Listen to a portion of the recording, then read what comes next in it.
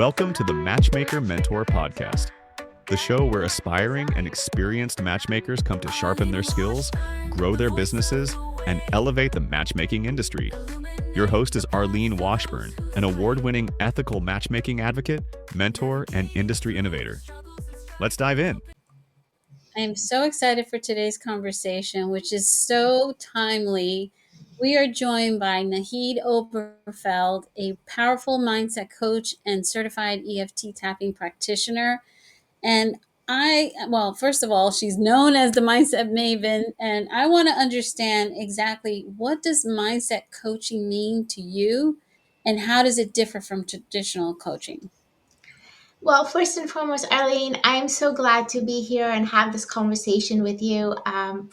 Mindset to me is everything. So I came from a very traditional background of, let's talk about careers. Like, we're going to focus on careers. So I went from a undergrad psychology degree, but they don't teach you anything about mindset and psychology, by the way. And then from there, I jumped into a very analytical, logical type of background with working in finance. And you think that everything is very laid out and logical. Like, if I do X, then I'm going to receive Y. And if I do receive Y, then I will either move up in my career, or I'm going to feel better about myself, whatever it is. You feel like there are all these very external steps you need to take, and then life will magically become better.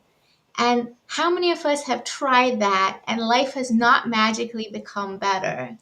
And that's when I realized that the common denominator is your mindset. If you don't change how you especially view yourself, but also view life and the situations around you, if you're going to feel like a victim like I did for so long, then you are just going to keep recreating that victim type of experience, and nothing's going to get any better.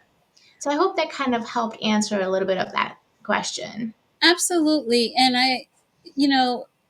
it's something that I really think should be taught in grammar school. I mean, from the moment you go into these institutions, they should be talking about mindset because it has such an impact on every aspect of your life.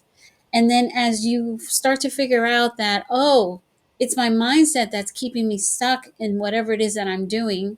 And we'll get into that topic in a second because we're talking about, career transitions and things like that.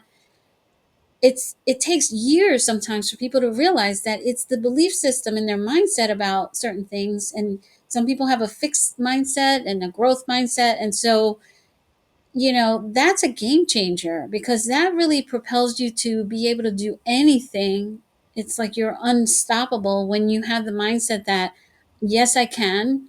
And you just keep moving forward. And maybe you don't land exactly where you thought you would, but you might end up in a better place. So I'm really excited about this topic because you and I were talking offline about everything that's going on in the world around us, particularly in the US, and how many people are losing their jobs and finding themselves in this weird place of like, what's next.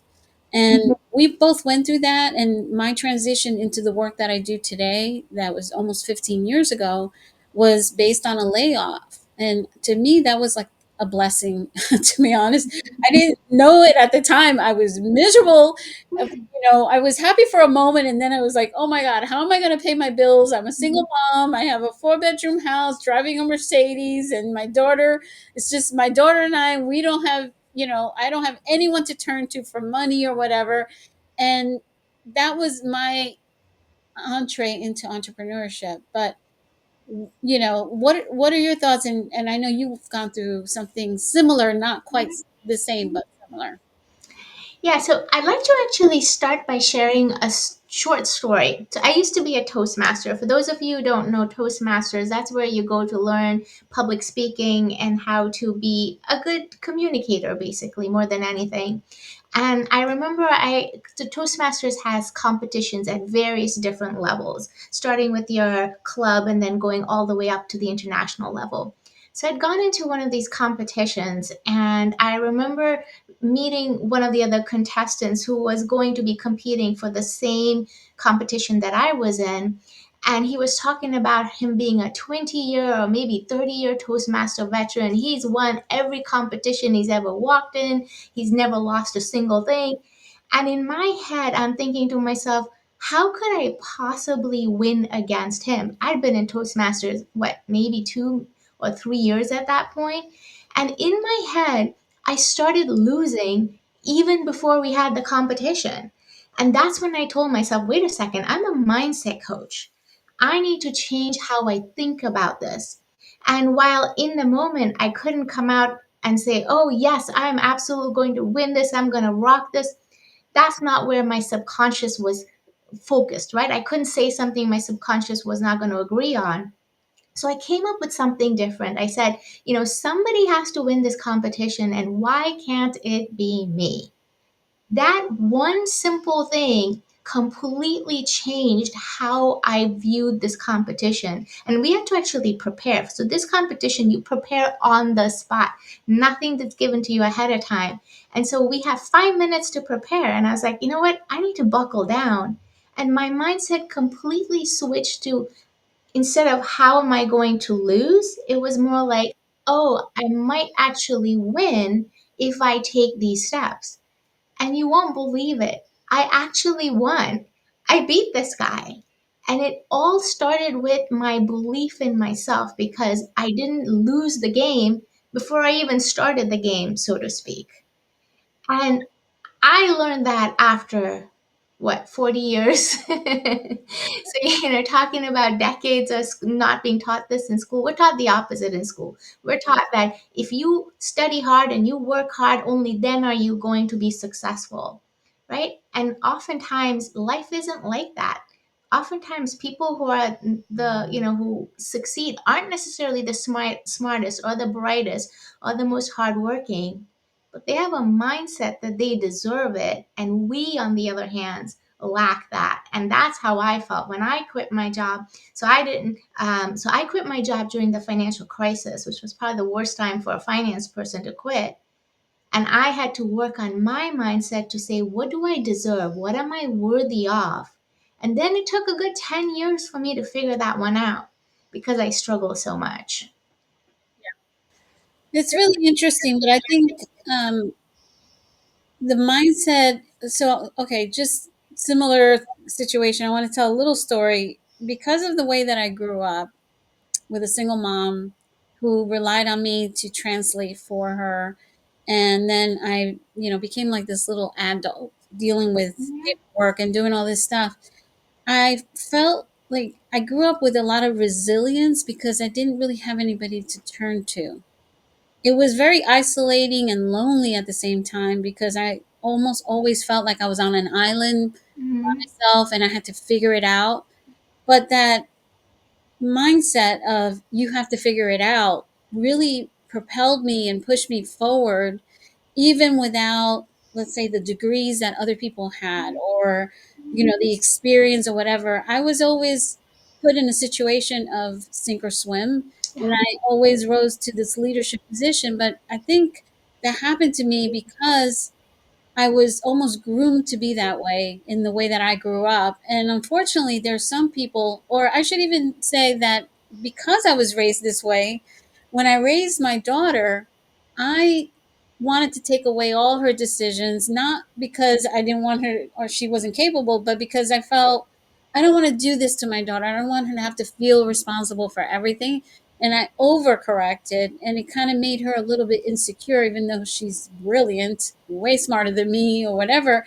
And so I took away that ability for her to figure it out on her own, which was a big mistake in my part. And I work every day to try to fix it. But my point is that for me, necessity was the mother of invention. But there are so many people out there that don't have resilience at all, and when they see themselves in these situations, either you get into that victim mentality, or you just struggle for years and years because you tell yourself that you're not worthy, that you're not capable, and all of this stuff. And it's really sad, because you can come out of that. And I love that the work that you're doing, because that's exactly what you're helping people do.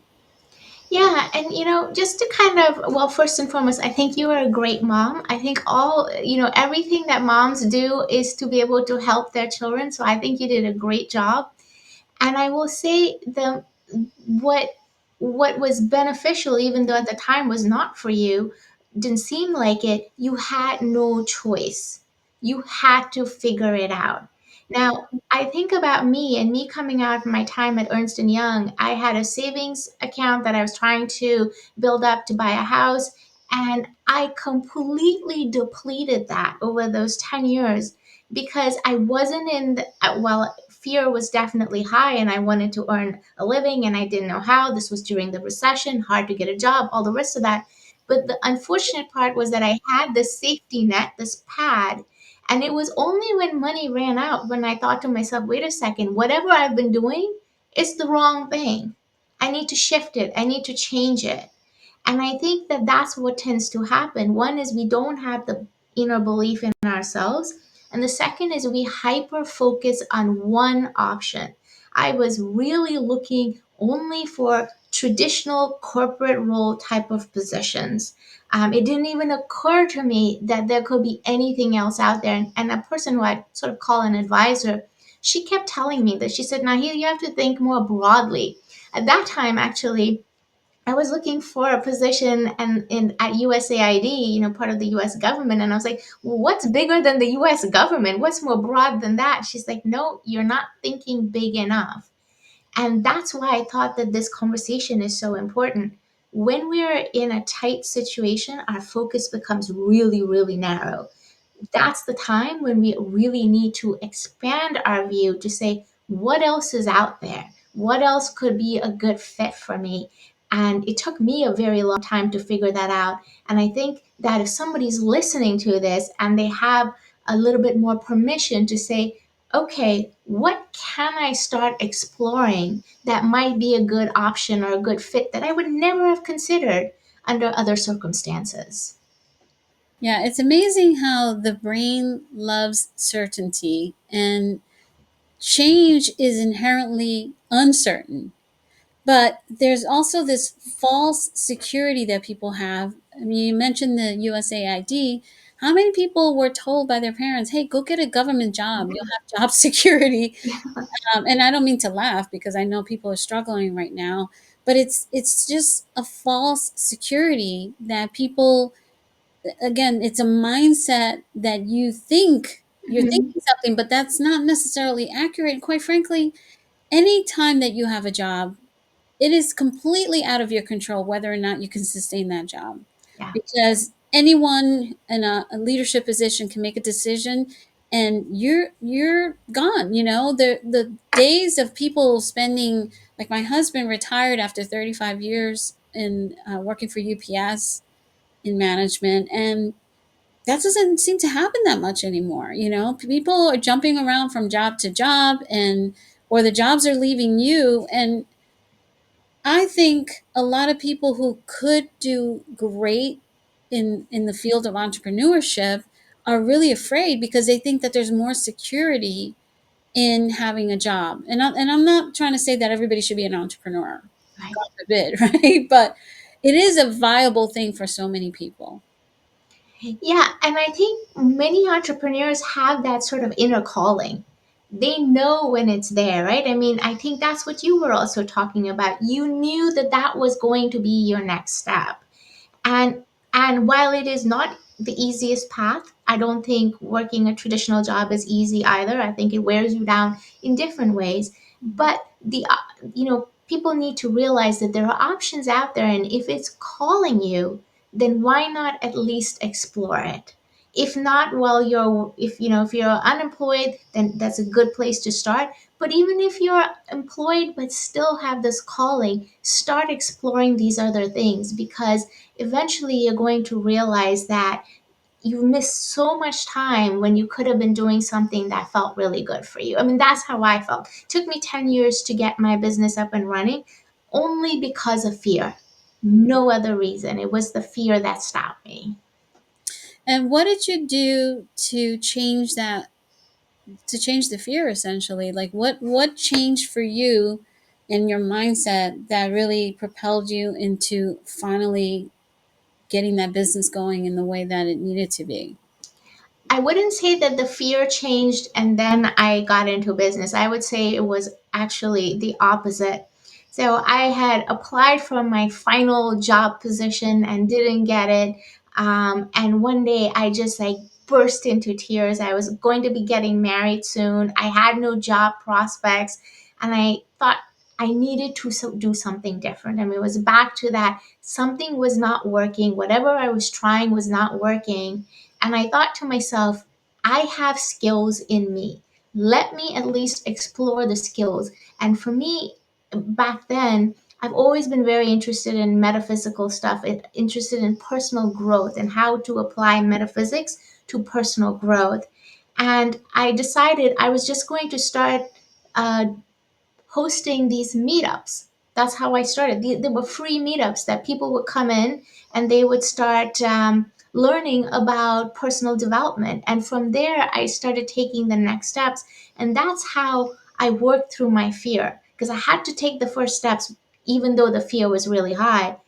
But sitting around was not an option anymore. Something needed to be done. And, really that's what bravery is. It's not that the fear goes away, is that despite the fear, you're going to do it anyway. And Yeah. you're going to try so that you can see something different, a different outcome. When I was in the situation, there was a lot of fear because yeah, I had some savings, but I had fixed expenses that I couldn't change right away. And I really have no idea why I was let go. And when I remember that day feeling like this is, initially, right? Initially, I remember driving away from this place and it was an hour away from home. And it was a very stressful job. And I thought, ah, the relief, like, oh, Mm. this is great. I remember driving, I had a convertible, the sun was shining down on me, and I felt like, oh, the angels were carrying me through. And then as I got closer to home, I started to feel this shame because I had never been let go before. And then, oh my God, how am I going to pay my bills? And, and I started dating my now husband at that time. And I remember thinking, you know what? I had this idea in my head for over 5 years to become a matchmaker. And I had seen a show on TV and I'm like, I can so do this. And then I went to a matchmaker and went through their process and I knew that I could do it better. In my mind, I felt like this to me it was a joke. I'm like, oh, God, I Mhm. could totally improve this, right? So I finally said to myself, why not? Why not now? Like, Mhm. just try it, Arlene. And I kind of created this whole thing in my head. And within weeks, I had a website up and running. But I was moving quickly because I knew time was of the essence, considering that it's either you're going to do this and it's going to work, or you better go get a job because who's going to pay your bills, Mhm. And it really was, I mean, I've never looked back, and now I no longer do matchmaking. I teach it, but it was like the best decision of my life. And I feel like being laid off gave me permission, which is the big thing that I find with most people that they don't give themselves permission. So the universe provides, talk about metaphysics, right? Right. The universe is like, this is what you want, here you go. And that's how I got into this industry. But the last thing I want to say, because I want to turn this over to you, is that you would be surprised how so many of the skills that I had gained over 20 years in the pharmaceutical industry in various positions, operations, sales, finance, this, that, and the other. Anyway, all of that served me in my business. And I was able to hit the ground running probably faster than a lot of people with a learning curve into entrepreneurship because there is a difference. But how was it for you? Well, so for me, one of the things that I really focused on while I was working with clients, so I work with a very specific technique. I think I should start over there. It's called emotional freedom technique. And most people, if you've heard of it, you either know it as tapping or EFT. And I was my first client because I knew that if I was going to work with people on their emotional blocks, I have to first uncover and release my own blocks because otherwise I'm seeing the world through this filter, right? Whatever these limiting beliefs are, not only am I seeing events showing up for me through that filter, but I'm seeing other people through that filter. And I didn't want to do that. It wouldn't be the responsible thing to do as I'm working with clients. So, first and foremost, I had to work on my own emotions and all those fears, doubts, and insecurities. And the first thing for me that I learned is all these things that I thought were real, that was, I'm really not this smart, I'm really not anything meaningful, or, I don't have a purpose in life, was old messages that my teachers, when I was really young, they were the ones that kept reinforcing it. I was not smart enough, I was not good enough, I was not ever going to be successful. And what tapping helped me do is help me identify the source of that message, which was not me. Turns out I'm really not that dumb as they claimed I was, and I believed to be afterwards. But once you release those old emotions, then something really interesting happens. Then you allow synchronicity to bring to you the right opportunities. And that's the hardest thing for my clients who are all, very type A, very hardworking, driven professionals. They keep asking, like, what do you mean I just allow the opportunities to show up? But that's exactly what happens. And that's what I want to kind of share about job searches as well. When you take a step back and you're not looking at it in very myopic eyes, and they're very real fears. How do you pay a mortgage? You have family to feed, you have health insurance that you have lost, right? But as soon as you take a big step back, you're going to start noticing things show up for you. It's going to be very hard for you to try to micromanage how things show up, right? We've had situations where the people we met, the spouses we have, the friends we have, we could not have micromanaged it to have created that situation. You can do the same thing about your career and allowing that to show up for you. But that only happens if you're willing to step back from the fear. I love that. Well, first of all, I've known about EFT because I had a coach who worked with me for a while, and that was one of the many things in her bag of tricks. And it's very effective to get people to calm down because we in the metaphysical world, you talk a lot about your energy and Mhm. energetically where you are at, and fear is a very low vibration, and then on top of it, anxiety and all the things that may come up in addition to the fear could really keep you from actually seeing it's because I love that you say allow or attract, because that I believe in that. Even with love and relationships, I Mhm. always say you don't find love, you attract it.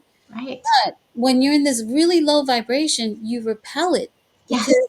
your actions, your behavior, your energy is repelling. It's like it feels off. And I mean, for those who are not woo woo, it's also true, as my friend, I always like to quote Dr. Aisha, who always used to say that, because there's a lot of science behind this. I mean, there are times where my husband will come home from work and his energy is so off, it just permeates the whole room. And I'm like, oh my God.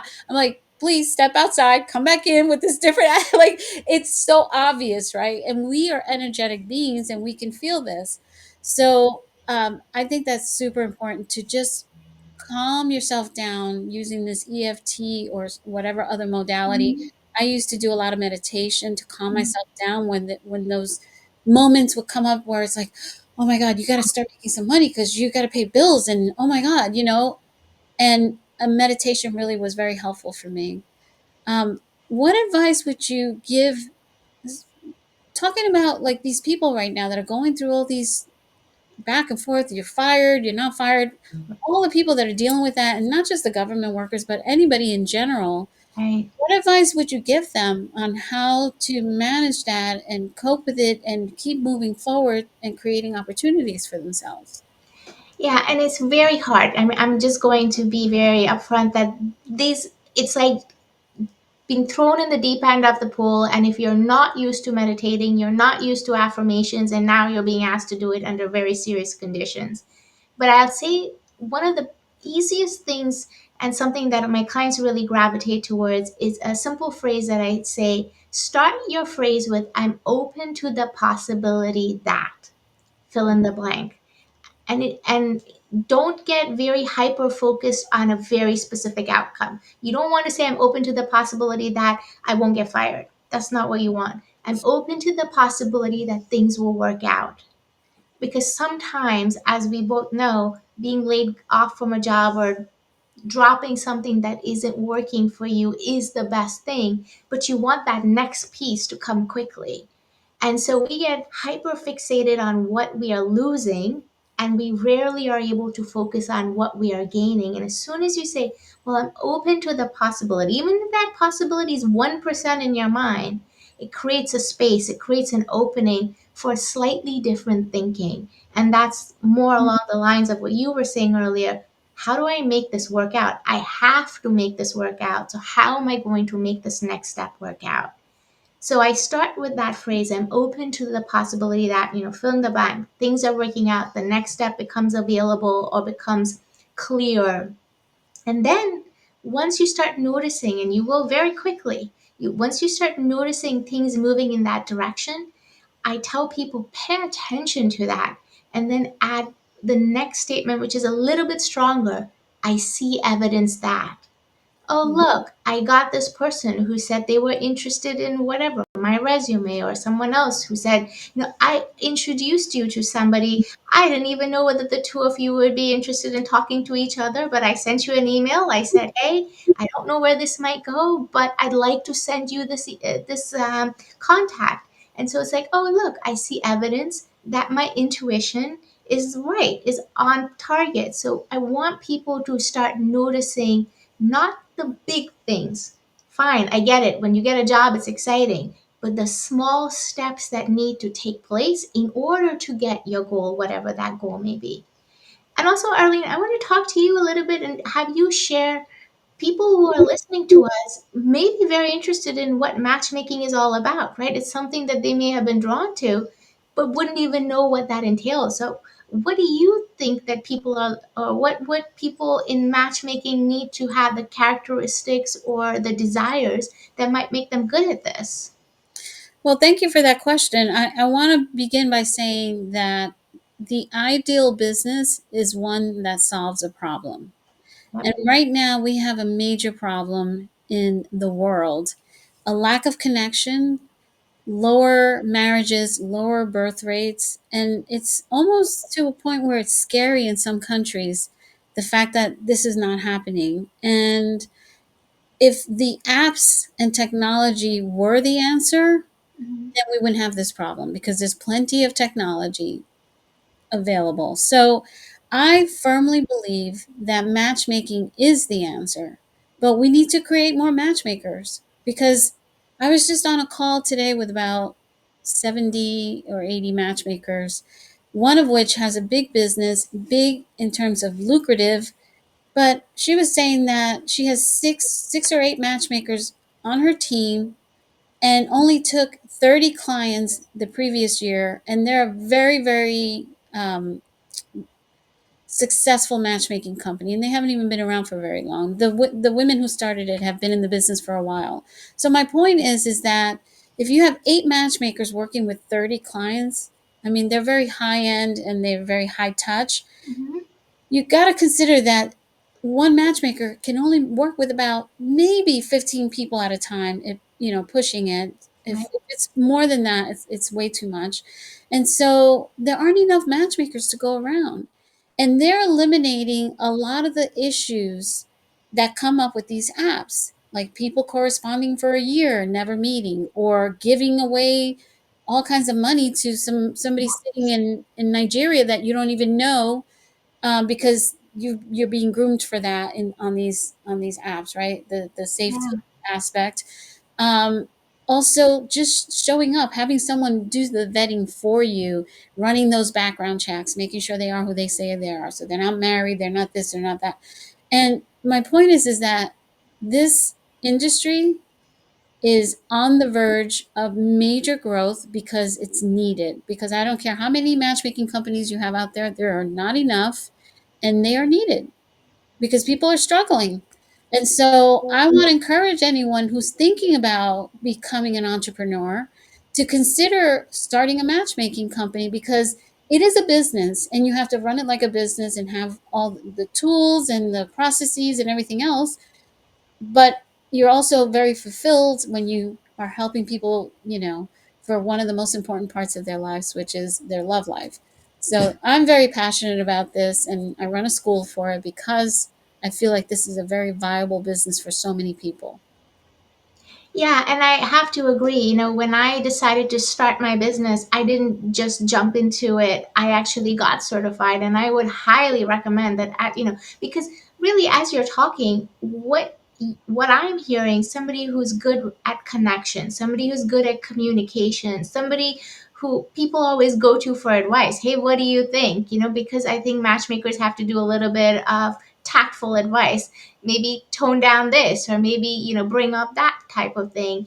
And I think that people who have that kind of characteristics would do well to kind of look at your program and to see what it is, because you'll be taking their skills, honing it, and also then adding the business component, which unfortunately we don't learn a lot of. You can even go to coaching school, but they don't teach you how to run a business, and that's what you do, which is very different and much needed actually. Yeah, I mean that's definitely what I experienced when I went through my training, which I went through after I had already started a business. I felt that there was not a lot of business acumen in the training. It was very fast. It was like 12 modules online, and then if you had questions, and I wanted to do something very different because I do think that people need a lot more support than Yeah. 12 weeks. And I also think that it should be a kind of a done with you where there's accountability, where you're learning and doing at the same time versus just here you go, figure it out. And then you're sitting home like, oh my God, what do I do next? And so I wanted to eliminate that in the program that I developed, which is a 1 year program, but it's not like, oh, it's you have to wait a whole year to get a client. No, it's 6 months to build your business strategically. And then the other 6 months is actually working with clients and continuing to develop the business and the consistency and all this stuff while you're getting that support and working with clients. So I'm very excited because I do think that this is a growing industry, and I think that a lot more people are going to seriously consider it. And now you go on LinkedIn, for example, and you see a lot of matchmakers on there. And there was a time where people were just telling me, I had one guy a few years back say, "Why are you posting this stuff here on LinkedIn? You should be posting this somewhere else." And then another woman jumped. I didn't even know how to react to it. And then later on, I was at a networking group where there were basically all women, and somebody said the same thing. She's like, "Why are you posting on LinkedIn? You should be posting on Facebook." And I'm like, this is serious business. This is the business of matchmaking. Like, people need to hear about this because they only think about Fiddler on the Roof. But this is a real viable business where you can be fulfilled, make your own hours, do your own thing, and also earn a good living. Um, what would you tell someone who's saying, okay, maybe this is the opportunity for me to consider Mhm. being an entrepreneur? Where do I begin? Yeah, and so first and foremost, I would say there are two parts to entrepreneurship, and I think you will also agree. One thing that you were saying, you need the know how. The know how is independent of mindset, right? You need to understand what's the business, how do I run it, how do I price myself? And that's what I like certification programs like that, where like yours, where they focus on the business. I'm sure you're having these conversations with your coaches on Mhm. what to do, how to price yourself. That's invaluable. So I think something like that is really important. The second piece, once you have all of that, right, the second piece is how are you showing up?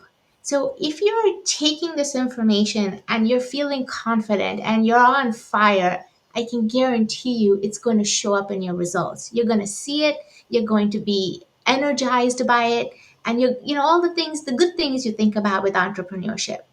On the other hand, most of us are in the opposite direction. So most of my clients are women business owners who are really, really good at what they do. But the one thing that almost everybody doesn't like to do is sales. And guess what? You cannot grow a business unless you have sales, right? So that's kind of what my more recent focus is in the programs that I run, is about where's that lack of confidence on sales, because sales is all about worthiness and deservability, especially when you're a coach, like a matchmaking coach. You're selling you, and if you feel uncomfortable charging a particular price because of what I call your own money story. It feels uncomfortable. My family didn't spend that kind of money. Who's going to spend money on me? They're going to say it's too expensive. Guess what? That's your money story. I tell one of the most common things I used to hear is, well, what does the market bear? Like that's what I want to charge. Well, I'm like, okay, you can be at Tiffany and charge over there because obviously they have a market, or you could be at Claire's, and spend $10 for some trinkets. You've got to decide where you want to be. And actually, the decision is taken out of your hands because it's based on your worthiness and confidence. Somebody who has high confidence will not undercharge. Somebody who has low confidence can try to increase their prices, but they're not going to be able to get those clients because, like you said, the energy is so clear. It's off putting. You don't come across as being confident. And the person on the other side of the table, whether they believe in woo woo stuff or not, they're going to feel it and they're going to respond to it. So I think those two things go hand in hand for entrepreneurship. Yeah, I love everything that you said, and I want to talk a little bit about sales, but going back to something you said before that when you first started, you needed to work on yourself and work through. And often I hear people say that they have like this imposter syndrome. Yes. And I think part of that is because they don't do the work on themselves. Yeah. And you're trying to teach something that you haven't achieved, or it doesn't feel real to you. Yes. And actually when I went into the business of matchmaking, part of the desire was to learn about relationships because I had been married for almost Mhm. 17 years. It didn't work out. And I was dating my now husband. We've been together for almost 15 years now. And believe it or not, just that mindset of like, I want to walk my talk Mhm. has been huge in my relationship because I can navigate the rocky times. Like any marriage or any relationship, you're going to have to deal with that. Mhm. So embodying and learning and being authentic in what you're providing other people could be very helpful. Some of it could just be by training, but Mhm. if you're living it, that is huge. So to me, that was the way that I felt confident that I had a good relationship, and then I could, I'm not saying every matchmaker has to have a great relationship. Please, by no means do I mean that. But for me, that helped because I didn't have the school. I didn't go to school for matchmaking until I basically didn't because I just got certified in one day. So anyway, my point is that's very helpful to know and to embody so you don't feel like an imposter. But when we talk about sales, because I had a lot of experience in sales in my previous career, I always knew for me sales was serving because you are offering something that someone needs and it's going to make their life better or make their work easier. You're serving, it's not hurting. You're not selling, you're not doing anything to anyone that they don't want, right? They're telling you this is my problem, and if you have the solution, you're saying here you go. Let me serve you. And there's an energy exchange. I'm going to do some work for you, you're going to pay me, and Mhm. that money to me is an energy exchange. So I always viewed it that way, and this is something that happens all the time. You're always Mhm. negotiating Mhm. like there's always an exchange, right? Even in your relationships with your spouse or whatever, your children. And I don't mean to say it in a transactional way. I'm just saying this is Mhm. just how it Yeah, is. exactly. And so if people move away from the idea that you're selling, so you're doing something to someone and you're hurting them, that mindset shift is like Mhm. all of a sudden everything opens up for you because now you're looking at things in a very different way. Now you feel like, oh my God, I spoke to this person who desperately needs what I have to offer, and they walked away and didn't get it. I failed them. I look at it. So I agree with 100% with what you're saying, but I'll put it to you this way. I'm not good at math. My brother is really good at math, and he does not understand why basic math principles I don't get. He just doesn't get it, and I don't get his math principles.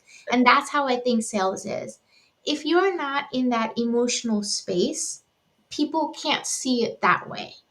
And what tends to exacerbate the situation is if you're not in that emotional space, you're not making sales, which means you're not earning money, which means you're now in a place of desperation. And now every sales conversation has a strong agenda and emotion behind it. So it's even harder to get into this place of it being a conversation where somebody's approaching you because they have a need and you have a solution. And what I think makes it even harder from a metaphysical perspective, we attract everything. The people we attract are based on our own outlook and opinions on life, right? Life is a mirror.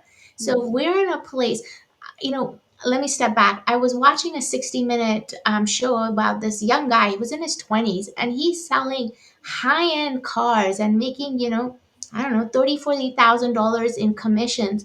No, and nobody else in his dealership can match him. And when they talked to him, it was really about his belief that, yeah, I don't have to tell myself I don't have the experience. All these guys are at least 15 to 20 years older than me. I never went to school for any of this. He said, I come in every day and I say, you know what? I deserve this. I'm worthy of this.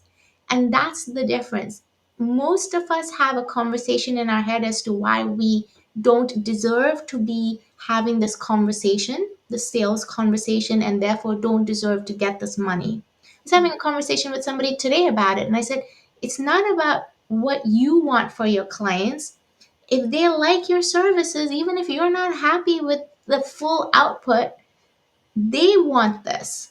Don't make it about you. Don't make it about your money story.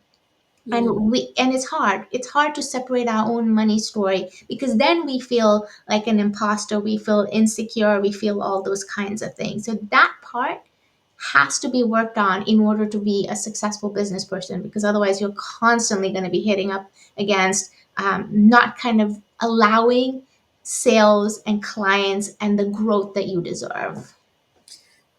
100%. I used to do a lot of coaching way back when I was matchmaking. I was also coaching.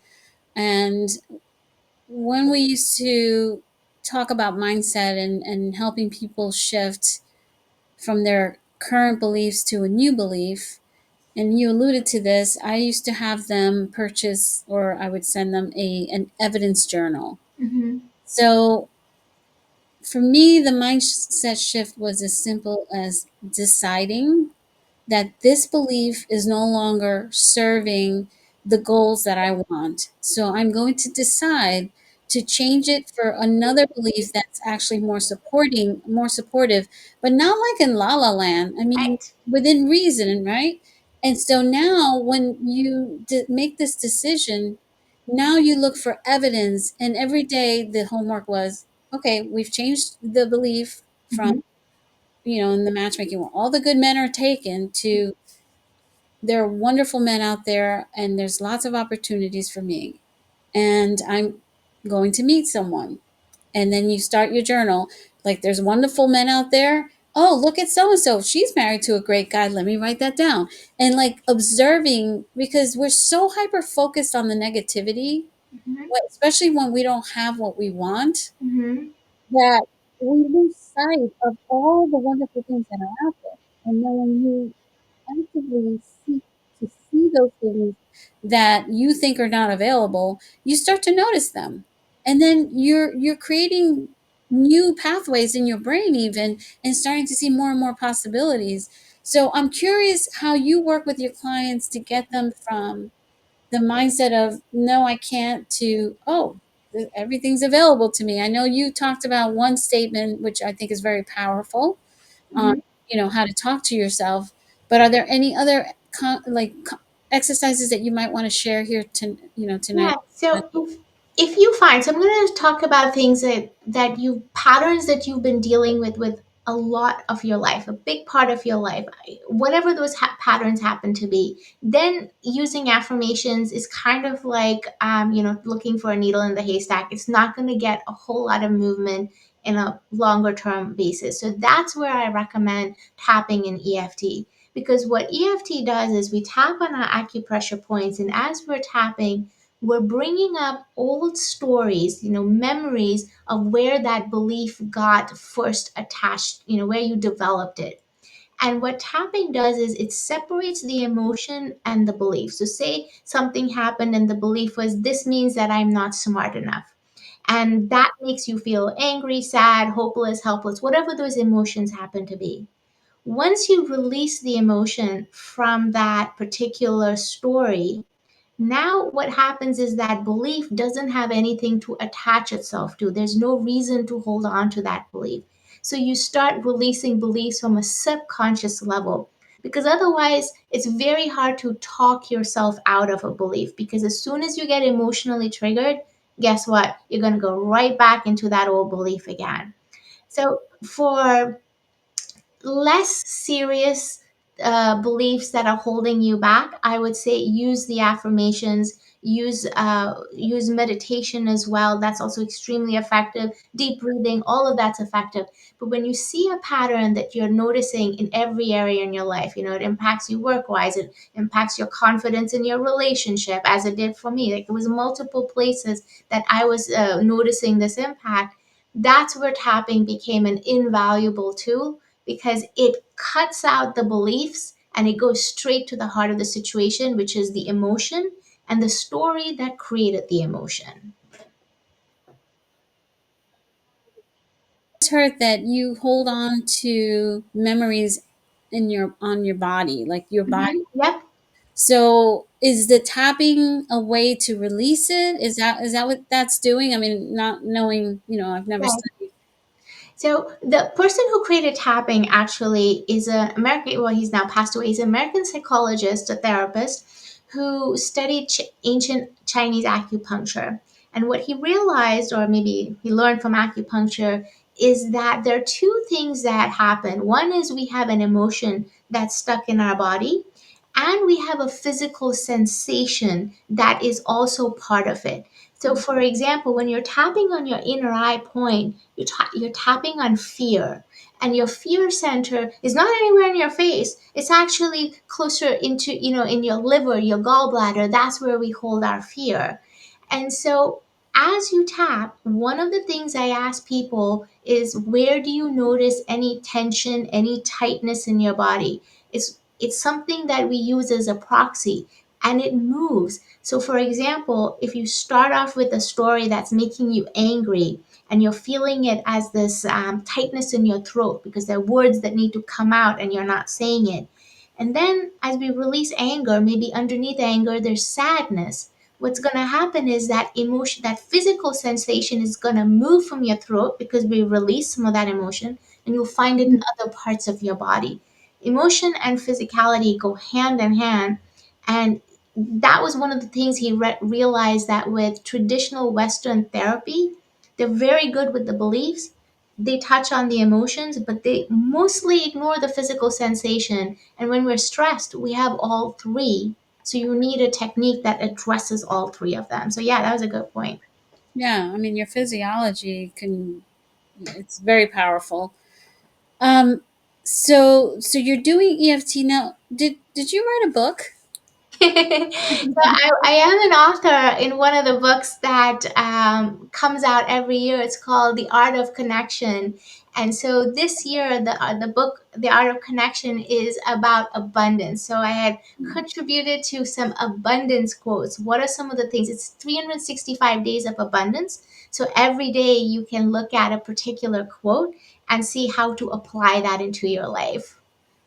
I love that. And I love that because it's not, you kind of alluded to this, but affirmations never worked for me. Whenever I was in a stress situation, I just like it, they just it didn't feel real. It didn't, Right. it just never worked. I know for some people, they do hypnotherapy, Mhm. which is a lot more powerful, I guess, than affirmation. But for me, affirmations never worked. The wrong way to do affirmations never work. There Yeah. is, I promise you, I absolutely promise you, there is a right way to do it. And when you learn how to do it the right way, you're going to notice a big difference. So just wanted to put that out. Well, now I need to know what the right way is. The wrong way is when people try to go for pie in the sky stuff. Mm. You have to, because that's what people think, that you need to have an affirmation that's, big and grand and all the rest of that. Exactly the opposite. You have to get your subconscious to slowly move up to that place, and I call it emotional laddering. So my way of working through affirmations, it's a process. We don't It's not a one time thing. And so you start with the emotion from where you are. You have to acknowledge at all times, you acknowledge your emotion from where you are, and we work on it, moving it one step up that ladder. Which makes sense because I think people want to go from like depressed Yes, to like, you know, right. actualization. I mean, there's a step by step process. I was trying to figure out who was it, Abraham Hicks, Abraham Maslow, yes. His, who wrote the ladder of emotions, and it to me it makes sense. It's like you can maybe take two steps at a time, like literally when you're climbing up mhm, steps.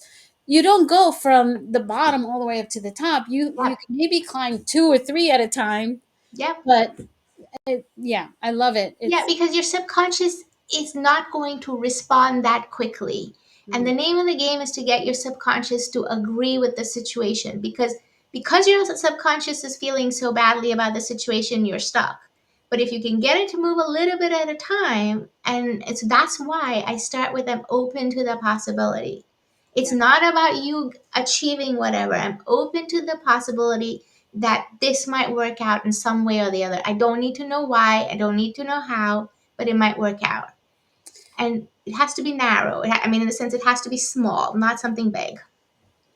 Who are the types of people that you're working with at this point in your business? Lots of solo entrepreneurs who I would say are very also cerebral, analytical, logical. So my clients are coaches, doctors, lawyers, therapists, psychiatrists, even, and also other entrepreneurs. For example, marketing agencies, consultants. So people who are very good at what they do, but they are missing the part about how to feel good about themselves.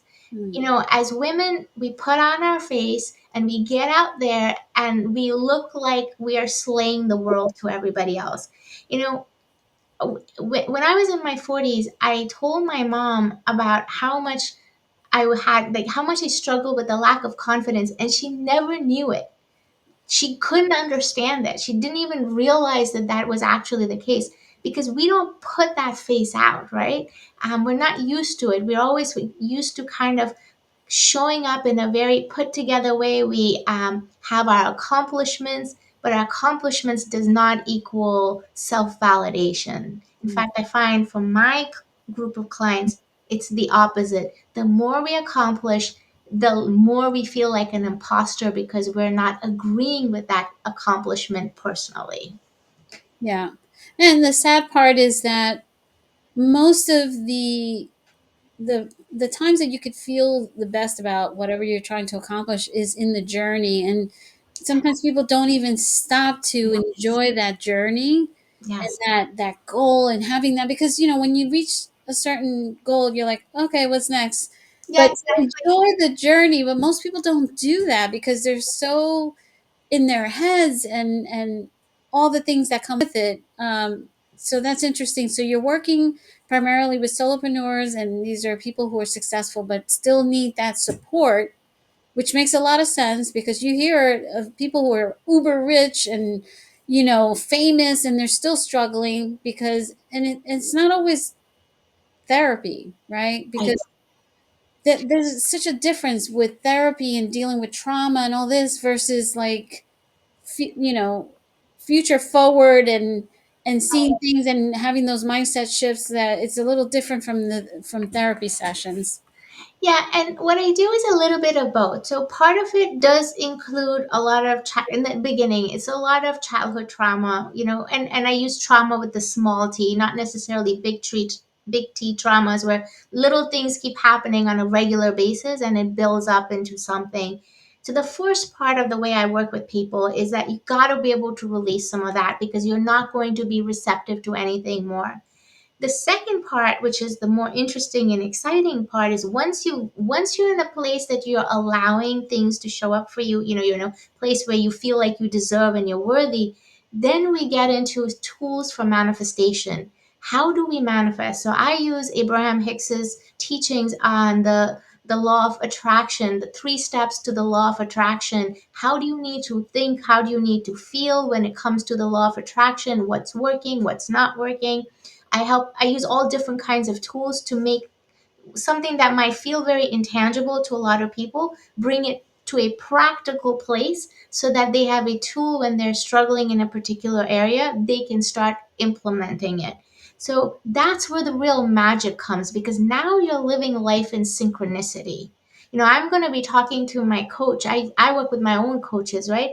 And one of the things I'm going to be telling him, we're going to be meeting next week, I think it is. It's like how things are moving just smoothly. For once, things are just kind of flowing in all different areas of my life. And it all started with a few years back when I noticed I started thinking differently about myself. I couldn't quite identify why and how or what, but I felt different. And now everything around me, because, like I said, life is a mirror. So everything around me is mirroring that smoothness, that ease, and that flow that I feel about me. Nothing better than being in flow because it just Yeah. it's like Sometimes it's exhausting. I love it. I love it. Well, this is exciting, and I love that you're working with these accomplished people, and yet they're open to this mindset shift and the metaphysical stuff. Because often you get people that are very right brain, and then But I think when someone hasn't felt that fulfillment, even though they've accomplished this, that, and the other, like, let me just try something new, and then they come to find out that, oh, this actually works. I am usually the person of last resort. All of my clients, almost all of my clients have been to therapy. They've done all kinds of other things and they've not accomplished what they were looking for. They thought that that was it, that this will make them happy, but it didn't, because it didn't focus on the inner stuff. So, yeah, I wouldn't say that people are rushing out to change their mindset. Not yet, anyway.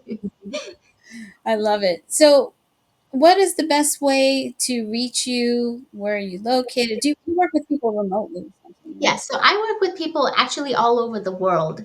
And so the best way to kind of reach me is to check out my website, which is oberfeldcoaching.com. I'm on LinkedIn a lot. I promote a lot of videos on what I call tools for resilience, right? That's something that practical tools you can start using.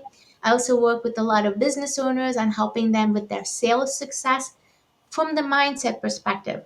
I don't teach them a process. That's not my role. But when somebody gives them a process and it's not working for them, it's probably their mindset that's in their way. And just reaching out through any of those platforms if anybody wants to learn more about how to take their business to the next level. I think it's great. And I have been watching your videos on LinkedIn and I love them. They're Thank very you. succinct, very powerful, and always pack a nice little message that I think will, make a difference in people's lives and businesses. Thank you. I appreciate that. Maggie, thank you so much for being on the show. I think you're wonderful, and I'm excited that you're available to so many people out there that are really struggling. And it doesn't matter what you've accomplished or whatever you haven't accomplished, having that support, like you said, you have a coach. I always have coaches as well. A brain surgeon can't do surgery on himself. You always need somebody to help guide you and to just help you look outside of yourself. So I think it's wonderful the work that you're doing. Thank you so much. Yeah, thank you. And same here. I feel like when people have an ethical way of bringing business out like you do, it it creates a whole community ripple effect. So it's fantastic. Mhm. Thank you. Thank you so much. Well, guys, there you have it. I hope that you've enjoyed this conversation and that you will tune in every week. We are live on social media Tuesdays at 4 p.m. Eastern Standard Time. And then everything goes to podcast. So please check us out, like us, follow us, do all the things, and tune in for the next conversation. Thank you. Thank you for tuning in to the Matchmaker Mentor Podcast. If you enjoyed this episode, don't forget to subscribe, leave a review, and share it with fellow matchmakers and friends. For more resources, training, and inspiration, visit lovepromastermind.com and follow us on social media. Remember, matchmaking isn't just a career, it's a calling. Let's keep building connections, changing lives, and growing together. Until next time, stay inspired and keep matching.